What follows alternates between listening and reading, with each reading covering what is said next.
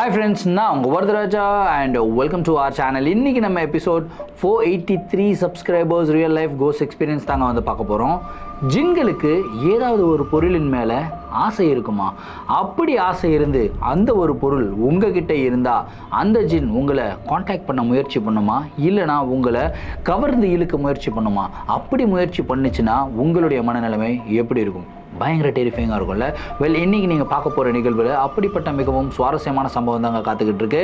இந்த சம்பவத்தை நீங்கள் பார்க்குறதுக்கு முன்னாடி நீங்கள் நம்ம சேனலுடைய புதிய பார்வையாளராக இருந்தாலும் சரி, இல்லை நான் நம்மளுடைய சேனலை பார்த்துட்ருக்கீங்க, சப்ஸ்கிரைப் பண்ணாமல் பார்த்துருக்கீங்கன்னா தயவுசெய்து சப்ஸ்கிரைப் பண்ணிக்கோங்க.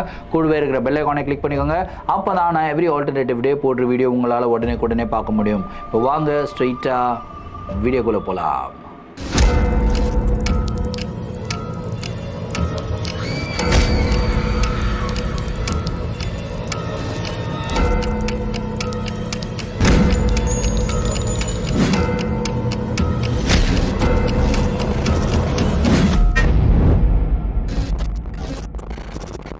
இந்த ஒரு நிகழ்வை நம்மளுக்கு ஆம்பூர்லேருந்து ரபியா அப்படின்ற ஒரு சப்ஸ்கிரைபர் மெயில் பண்ணி விட்டுருக்காங்க.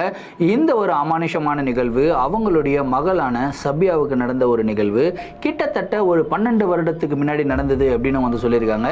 சரி, கதையுடைய ஸ்டார்டிலேருந்தே வர ஆரம்பிப்போமே. சபியா வந்து பார்த்திங்கன்னா சின்ன வயசுலேருந்தே ரொம்பவும் விளையாட்டுத்தனமாக வளர்ந்த ஒரு பெண். அவங்களுக்கு வந்து பார்த்திங்கன்னா ஒரு மிகப்பெரிய ஆசை சின்ன வயசுலேருந்து என்னென்னு கேட்டிங்கன்னா அவங்களுடைய முடியை ரொம்ப நீளமாக வளர்க்கணும் அப்படின்றது தான். அவங்களுக்கும் நேச்சுரலாகவே ரொம்ப லென்த்தியான ஒரு ஹேரு, ரொம்ப திக்கான ஒரு ஹேர் இருக்கும். ஸோ அவங்களுக்கு வந்து பார்த்திங்கன்னா எல்லாருமே காம்ப்ளிமெண்ட்ஸ், அதாவது அவங்களுடைய முடியை பார்த்தா இவ்வளோ அழகாக இருக்கேன்னு சொல்லிகிட்டே இருப்பாங்களாம். ஸோ அந்த ஒரு விஷயம் வந்து இவங்களுக்கு ரொம்ப பிடிக்குமா. ஸோ இதை பற்றி ரபியா அடிக்கடி சபியா கிட்ட சொல்லிட்டு இருந்திருப்பாங்க. இந்த மாதிரி எல்லாருக்குமே வந்து உன்னோட முடி மேலே தான் கண்ணு, எல்லாருமே வந்து உன்னோட முடி நல்லா இருக்குது அப்படின்னு சொல்லி பாராட்டுறாங்க. ஆனால் கண்ணு வச்சு ஏதாவது ஒன்று ஆகிட போதுமா அப்படின்லாம் வந்து எப்பயுமே சொல்லிகிட்டே இருப்பாங்களாம், எப்பயும் சுற்றி போட்டுகிட்டே இருப்பாங்களாம். ஆனால் சபியா வந்து பார்த்திங்கன்னா இதெல்லாம் எதுவும் கண்டுக்க மாட்டாங்க. அவங்களுக்கு தேவை காம்ப்ளிமெண்ட். நம்ம வெளியே போகிறோம் அப்படின்னா நம்ம அழகாக இருக்கிறோம் அப்படின்னு 4 பேர் ப்ரைஸ் பண்ணணும்னு நினைப்பாங்க இல்லையா பெண்கள். அதே மாதிரி தான் அவங்க முடி ரொம்ப அழகாக இருக்குது அப்படின்னு சொல்லி ப்ரைஸ் பண்ணணும்னு நினைப்பாங்க. ஸோ இப்படி அவங்களுடைய வாழ்க்கை எல்லாமே கரெக்டாக போயிட்டுருக்கு, ரொம்ப சந்தோஷமாக இருக்கிறாங்க. ஸோ இப்படி போயிட்டு இருக்கும்போது தான் அவங்களுக்கு ஒரு மிகப்பெரிய பிரச்சனை வந்து உண்டாக ஆரம்பிக்குதுங்க. அது என்ன பிரச்சனை அப்படின்னு வந்து கேட்டிங்கன்னா ஒரு சிம்பிளான ஒரு விஷயத்துலேருந்து தான் ஆரம்பிக்குது. ஸோ இவங்க வீட்டில் வந்து பார்த்திங்கன்னா சப்பாத்தி எல்லாருமே ரொம்ப விரும்பி சாப்பிடுவாங்களாம். ஸோ சப்பாத்தி சாப்பிடணும் அப்படின்னா கண்டிப்பாக இந்த கோதுமை மாவு இருந்தால் தான் சப்பாத்தி செய்ய முடியும். ஆனால் இவங்களுடைய ஃபேமிலிக்கு இருக்கிற ஒரு மிகப்பெரிய பழக்கம் என்னென்னா, இந்த மாதிரி கடையில் இந்த கோதுமை மாவு ரெடிமேடாக வந்து கிடைக்குது இல்லையா, அந்த ஆசீர்வாத ஆட்டா அப்படி இப்படின்லாம் சொல்கிறாங்கல்ல, அந்த மாதிரி கோதுமை மாவெல்லாம் வாங்கி சப்பாத்தி பண்ணுறது இவங்களுக்கு பிடிக்காதான். ஸோ இவங்க வந்து சப்பாத்தி பண்ணணும் அப்படின்னாவே கோதுமை வாங்கிட்டு வருவாங்களாம். கோதுமையை வந்து ஃபுல்லாக இவங்களே காய வைப்பாங்களாம். காய வச்சுட்டு அதை வந்து மிஷினில் அரைச்சிட்டு அந்த மாவில் தான் இவங்க வந்து பார்த்திங்கன்னா சப்பாத்தி பண்ணி சாப்பிடுவாங்க. ஸோ இதுதான் இவங்களுடைய வாடிக்கையாகவே இருந்திருக்கு. சின்ன வயசுலேருந்து இதுதான் வந்து ப்ராக்டிஸும் பண்ணிக்கிட்டு இருக்காங்க. ஸோ அப்படி தான் ஒரு நாள் என்ன பண்ணுறாங்கன்னா கிட்டத்தட்ட ஒரு 4 கிலோ 5 கிலோ கோதுமை வாங்கிட்டு வராங்க. கோதுமை வாங்கிட்டு வந்து சரி அதை காய வைக்கலாம் அப்படின்னு சொல்லி நினைக்கிறாங்க. அந்த டைமில் வந்து பார்த்திங்கன்னா லைட்டாக மேகமூட்டமாக இருக்குது, அப்படியே க்ளவுட்ஸ் எல்லாம் மூட ஆரம்பிக்குது. சரி மழை வரலையே, இருந்தாலும் நம்ம வந்து எடுத்துகிட்டு போய் மொட்டை மாடியில் சும்மா விரிச்சாது விட்டுருவோம், அட்லீஸ்ட் கோதுமை கொஞ்சம் நல்லா காயும் அப்படின்னு சொல்லிட்டு இவங்க என்ன பண்ணுறாங்கன்னா மொட்டை மாடியில் எடுத்துகிட்டு போயிட்டு ஒரு மிகப்பெரிய பெட்ஷீட்டை போட்டு 5 கிலோ கோதுமையும் கொட்டி வந்து பார்த்திங்கன்னா ஃபுல்லாக பரப்பி விட்டுறாங்க.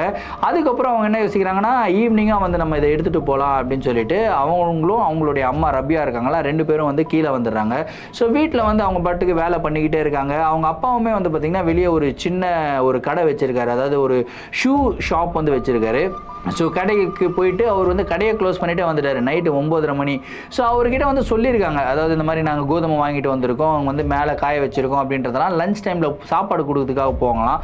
அப்போ வந்து எல்லாமே சொல்லியிருக்காங்க. அவருமே வந்திருக்காரு. அவர் சப்பாத்தி சாப்பிட்டுக்கிட்டு இருக்கும்போது கேட்குறாரு, இப்போ நீங்கள் காய வச்சிங்களே அந்த கோதுமை அரைச்சி அதுலேயே சப்பாத்தி செஞ்சுருக்கீங்க அப்படின்னு சொல்லி கேட்குறாருங்க.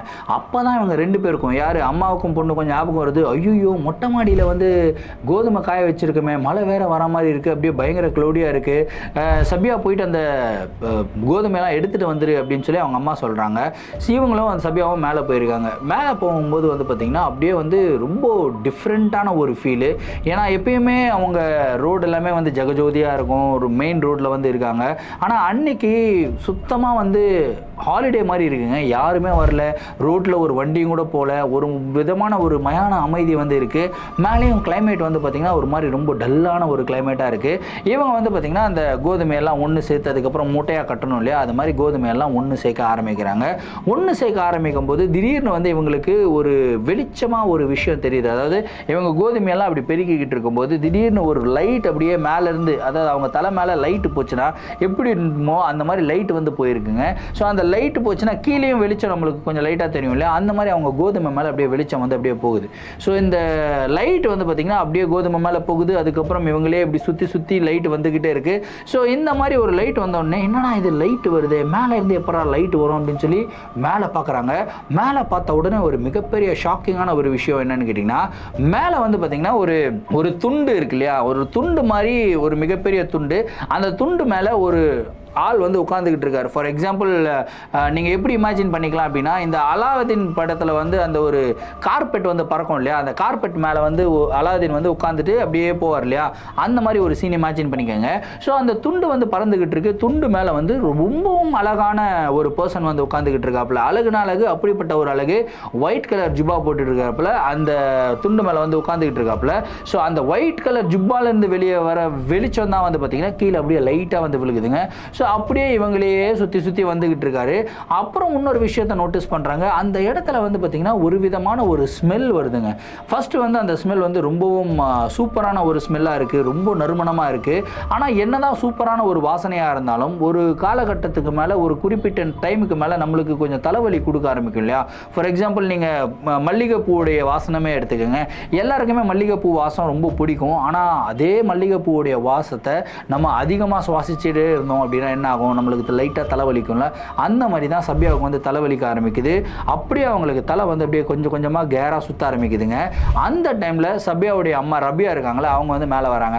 அவங்களுக்கு என்ன தோணுதுன்னா, ஐயோ கோதுமையை தனியாக குழந்தை தூக்கிட்டு வருவாளே, நம்மளும் ஒரு கை கொடுத்தோன்னா 2 பேரும் சேர்ந்து தூக்கிட்டு வரலாம் அப்படின்னு சொல்லி அவங்க வராங்க. அவங்க வந்த உடனே அந்த வெளிச்சம் வந்து பார்த்திங்கன்னா அப்படியே கம்ப்ளீட்டாக கட் ஆஃப் ஆயிடுது. ஆனால் அந்த ஒரு பர்சன், அந்த ஒரு டவல் மேலே உட்காந்துட்டு இவங்களை சுற்றிக்கிட்டு இருந்தாங்களே, அந்த ஒரு பர்சன் வந்து பார்த்திங்கன்னா அதே மாதிரி தான் இவங்க மேலே சுற்றிக்கிட்டு இருக்காங்க. ஸோ ரபியா வந்து சபியா கிட்ட பேசுகிறாங்க, என்னடி ஆச்சு, இவ்வளோ நேரமாக இதை கட்டுறதுக்கு, சீக்கிரம் கட்டு, மழை வேற வரா மாதிரி இருக்கு, வா நம்ம சீக்கிரம் வீட்டுக்கு போகணும் அப்படின்னு சொல்லிக்கிட்டே இருக்காங்க. இவங்க வந்ததும் கூட இவங்க கவனிக்கல. யார்? சபியா கவனிக்கல. அம்மா வந்ததும் கூட கவனிக்காம அவங்க பாட்டுக்கு அப்படியே மேலேயே பார்த்துக்கிட்டு இருக்காங்க. என்ன நீ மேலேயே பார்த்துக்கிட்டு இருக்க, அம்மா சும்மா இருமா, நான் பார்க்குற விஷயத்த நீயும் பார்க்குறியா, அங்கே பாருமா அப்படின்னு வந்து சொல்கிறாங்க. என்ன தேவை பார்க்குறா அப்படின்னு சொல்லி அவங்க மேலே பார்க்குறாங்க. மேலே பார்த்தா அவங்களுக்கு எதுவுமே தெரியல, அப்படியே ரொம்ப நார்மலாக தான் இருக்குது. மழை வர மாதிரி இருக்குடி, அது மட்டும் தான் தெரியுது அப்படின்றாங்க. இல்லைம்மா அங்கே பாருமா, ஒரு அழகான ஒரு பையன் வந்து ஒரு டவல் மேலே உட்காந்துருக்காம்மா, அப்படியே ஒயிட் கலர் ஜிப்பா போட்டுக்கிட்டு இருக்கான் அப்படின்னு சொல்லி மேலே பார்த்து பேசிக்கிட்டே இருக்காங்க. என்ன பைத்தியக்காரத்தனமாக பணாத்திக்கிட்டு இருக்க, வா நம்ம கிளம்பலாம் அப்படின்னு சொல்லிட்டு அவங்க வந்து பார்த்திங்கன்னா கோதுமையை வந்து கட்டுறாங்க, ஒரு மூட்டையாக கட்டுறாங்க. அதுக்கப்புறம் சபியா திரும்பவும் சொல்கிறாங்க, இல்லைம்மா அந்த பையன் மேலேருந்து ஒரு விதமான ஒரு ஸ்மெல் வருதுமா, ரொம்ப சூப்பராக இருக்குது அந்த ஸ்மெல்லு அப்படின்னு வந்து சொல்லிக்கிட்டே இருக்காங்க. சும்மா பைத்தியக்காரத்தனமாக பேசாத, வா நம்ம கிளம்பலாம் அப்படின்னு வந்து சொல்கிறாங்க. இவங்க கையை பிடிச்சி இழுக்கிறாங்க. ஆனால் சபியா வந்து அந்த இடத்துலேருந்து எழுந்துக்கிறதுக்கு தயாராகவே இல்லை.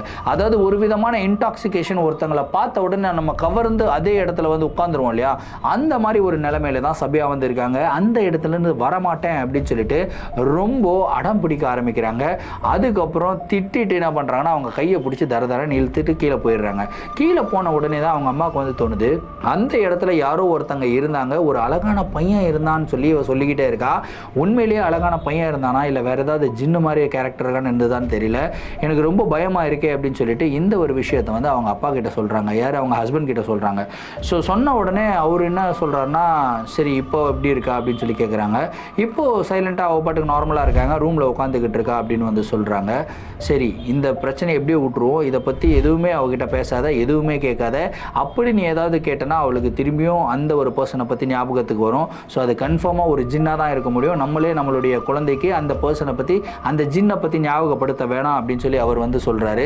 சரி இதெல்லாம் அப்படியே முடியுது, நைட்டும் முடியுதுங்க. அடுத்த நாள் காலையில் இவங்க வந்து தூக்கி எழுந்துக்கணும் இல்லையா.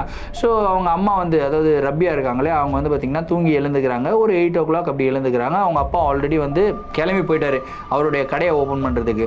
ஸோ எழுந்துட்டு சரி சபியா வந்து எழுந்துட்டாங்களா இல்லையான்னு பார்க்கலான்ட்டு அவங்க ரூமுக்குள்ளே போயிருக்காங்க. ரூமுக்குள்ளே போனவங்களுக்கு ஒரு மிகப்பெரிய ஷாக்கே காத்துக்கிட்டு இருந்ததுங்க. ஏன்னா நைட்டு சபியா எப்படி போயிட்டு அவங்க பெட்டில் உட்காந்தாங்களோ அதே மாதிரி தான் உட்காந்துக்கிட்டு இருக்காங்க. ஆனால் இப்போது அவங்களுடைய முகமே வேற மாதிரி இருக்குது. அதாவது நைட்டு ஃபுல்லாக ஒருத்தவங்க தூங்காமல் கொட்டை கொட்டை முழிச்சுக்கிட்டு இருந்தால் அவங்களுடைய முகம் எவ்வளோ டயர்டாக இருக்குமோ அவ்வளோ டயர்டாக இருக்குது. மேலும் அவங்களுடைய முகத்தில் ஒரு வித்தியாசமான ஒரு விஷயத்தை பார்க்குறாங்க. அப்படியே அவங்களுடைய கை கால்லாம் நடுங்குது, அவங்களுடைய முகத்துலலாம் வேர்த்து கொட்டிக்கிட்டு இருக்கு.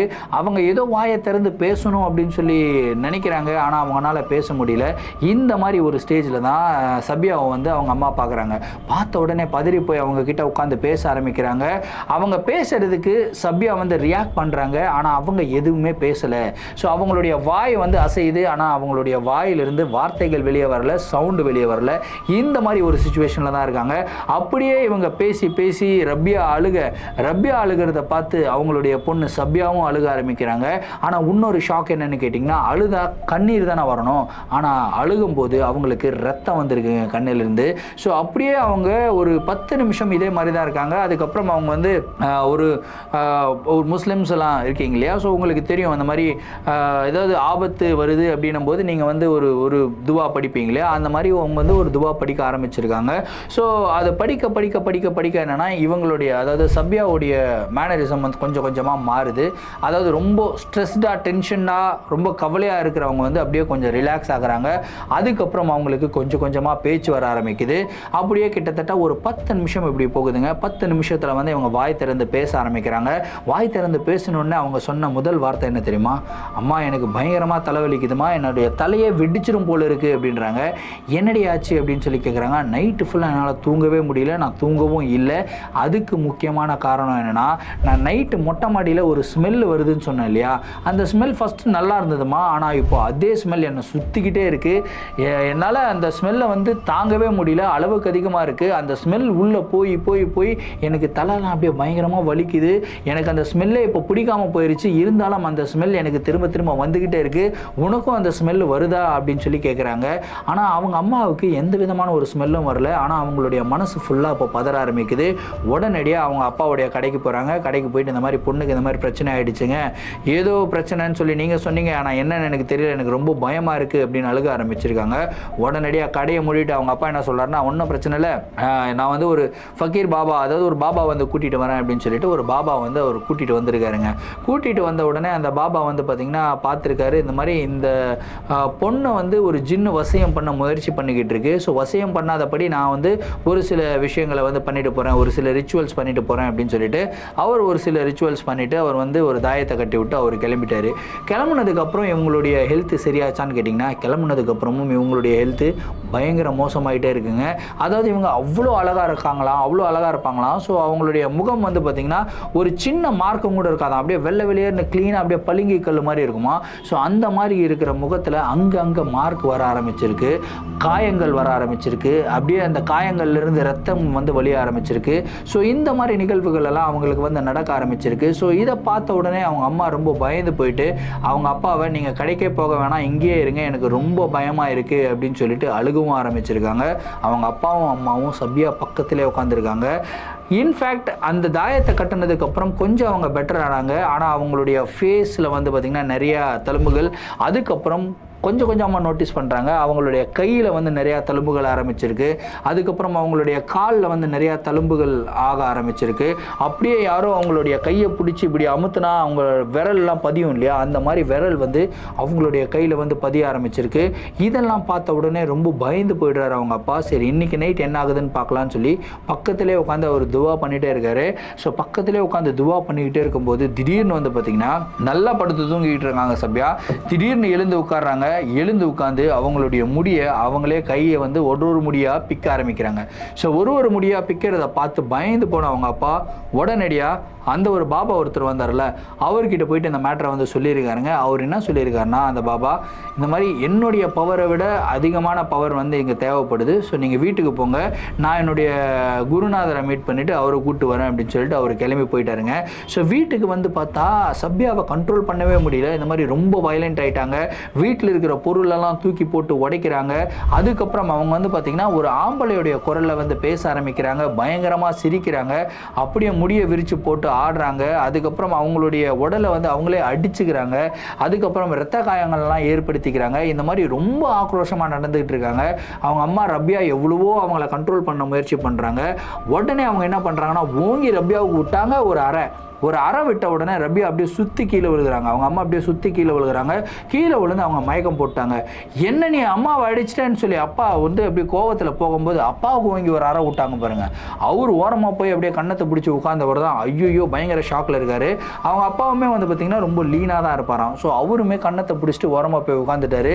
அதுக்கப்புறம் அவர் வந்து அந்த பாபா வரணும் அப்படின்றதுக்காக வெயிட் பண்ணிக்கிட்டே இருக்காரு. கரெக்டாக ஒரு அரை மணி நேரம் இவங்க பயங்கர ஆக்ரோஷம். அந்த அரை மணி நேரத்தில் வந்து பார்த்திங்கன்னா வீட்டில் இருக்கிற எல்லா பொருளும் தள்ளி விட்டு கீழே உடைச்சிருக்காங்க. பக்கத்து வீட்டில் இருந்தெல்லாம் ஆள் வந்துட்டாங்க. கிட்டத்தட்ட ஒரு 10 ஆள் வந்து அவங்கள கண்ட்ரோல் பண்ணுறதுக்கு முயற்சி பண்ணுறாங்க. ஆனால் 10 ஆட்கள்னாலையும் அவங்கள கண்ட்ரோல் பண்ணவே முடியலைங்க. அவங்களுக்கு அவ்வளோ அளவுக்கு பவர் வந்துட்டு இருக்கு. அப்போ யோசிச்சு பாருங்கள் எந்த அளவுக்கு அவங்களுடைய ஆக்ரோஷம் இருந்திருக்கும் அப்படின்னு சொல்லி. அவ்வளோ அளவுக்கு பவர் வந்ததுக்கப்புறம் ஒரு அரை மணி நேரத்தில் அந்த பாபா வராரு. ஆனால் அந்த பாபா மட்டும் தனியாக வரல, கிட்டத்தட்ட ஒரு 13 பேர் வராங்க.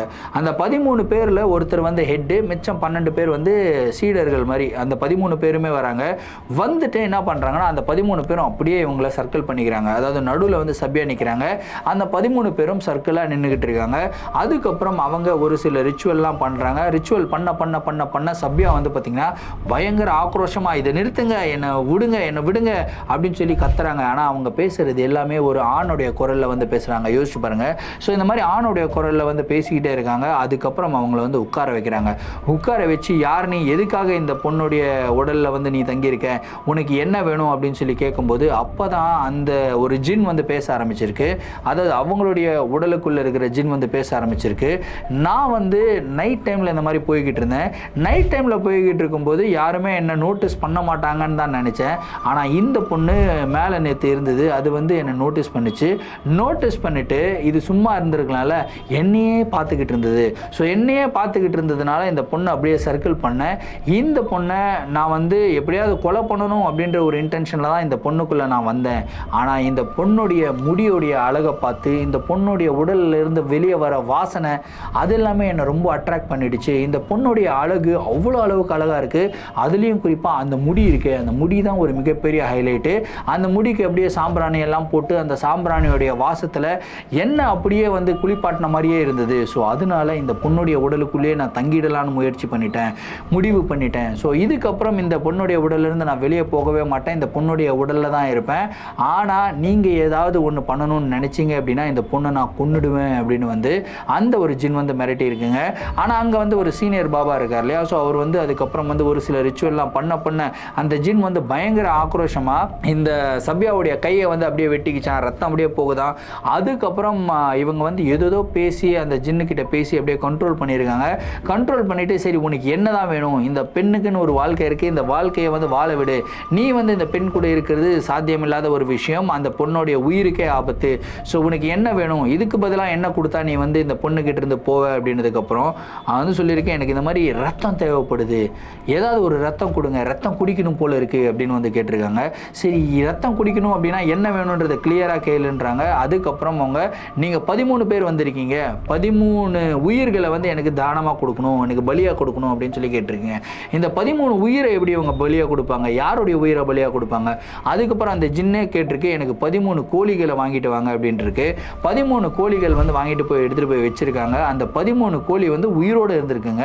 ஸோ இவங்க வந்து இந்த சப்யா இருக்காங்க இல்லையா, அந்த 13 கோழியும் அப்படி பிடிக்கிறாங்க, கழுத்தை கடித்து கோழியோடைய ரத்தத்தை வந்து குடிக்கிறாங்க, குடிச்சு அப்படியே தூக்கி போடுறாங்க. 13 கோழியோடைய ரத்தத்தை வந்து குடிச்சிருக்காங்க. குடிச்சதுக்கப்புறம் அவங்க அப்படியே கீழே விழுந்திருக்காங்க. கீழே விழுந்து கிட்டத்தட்ட ஒரு 2 மணி நேரம் மூச்சு பேச்சே இல்லாமல் இருந்திருக்காங்க. எல்லாரும் பதறி போய் அப்படியே பார்த்துக்கிட்டே இருக்காங்க. பாபா எல்லாமே சொல்லியிருக்காங்க, எந்த பிரச்சனையும் இல்லை, அவங்களே எழுந்துப்பாங்க, வெயிட் பண்ணுங்க அப்படின்ட்டுருக்காங்க. கரெக்டாக ஒரு 2 மணி நேரம் கழித்து வந்து பார்த்திங்கன்னா அவங்க வந்து எழுந்திருக்காங்க. எழுந்து உட்கார்ந்த உடனே திரும்பவும் முதல்ல அவங்க எப்படி பேசினாங்களோ அதே மாதிரி தான் அவங்க வந்து பேசவும் ஆரம்பிச்சிருக்காங்க. ஸோ இதிலிருந்து வந்து பார்த்திங்கன்னா அந்த ஜின்னுக்கிட்டேருந்து இவங்க வெளியே வந்துட்டாங்க அப்படின்ற ஒரு விஷயம் வந்து இவங்களுக்கு தெரிஞ்சிருச்சுங்க. ஸோ இந்த நிகழ்வு நடந்து கிட்டத்தட்ட ஒரு 10-12 வருஷம் ஆயிடுச்சு அப்படின்றாங்க. ஆனால் என்னதான் 10-12 வருடங்கள் ஆனாலும் இந்த ஒரு நிகழ்வு அவங்களுடைய வாழ்க்கையை உழுக்கின நிகழ்வு அப்படின்னு வந்து சொல்லியிருக்காங்க. ஸோ எனக்குமே ரொம்ப டெரிஃபைங்கான ஒரு நிகழ்வாக தான் இருந்தது. இந்த நிகழ்வை பற்றின உங்களுடைய கருத்துக்கள் என்ன அப்படின்றத கமெண்ட் பாக்ஸில் சொல்லுங்கள். இந்த வீடியோவுக்கு நீங்கள் 3000 லைக்ஸ் அண்ட் 300 கமெண்ட்ஸ் போடுவீங்க அப்படின்றத நினைக்கிறேன். ஸோ ஜின்னுடைய பிரியர்கள் யார் யார் இருக்கீங்க அப்படின்றத வந்து கமெண்ட்டில் சொல்லுங்கள். ஸோ இதே மாதிரி உங்களுடைய வாழ்க்கையில் ஏதாவது அமானுஷமான நிகழ்வுகள் நடந்திருந்து அந்த நிகழ்வுகளை எங்களை ஷேர் பண்ணணும்னு நினச்சிங்கன்னா என்னோட இன்ஸ்டாகிராமில் ஃபாலோ பண்ணிவிடுவேன், இன்ஸ்டாகிராமில் டிஎம் பண்ணுங்கள், இல்லை என்னுடைய மெயில் ஐடிக்கு மெயிலாக சென்ட் பண்ணிவிடுங்க. கண்டிப்பாக உங்களுடைய நிகழ்வுகளும் நம்மளுடைய சேனலில் வீடியோஸாக போடப்படும். மீண்டும் அடுத்த வீடியோவில் சந்திக்கும் வரை நான் உங்கள் Varadaraja signing off. Thank you and bye.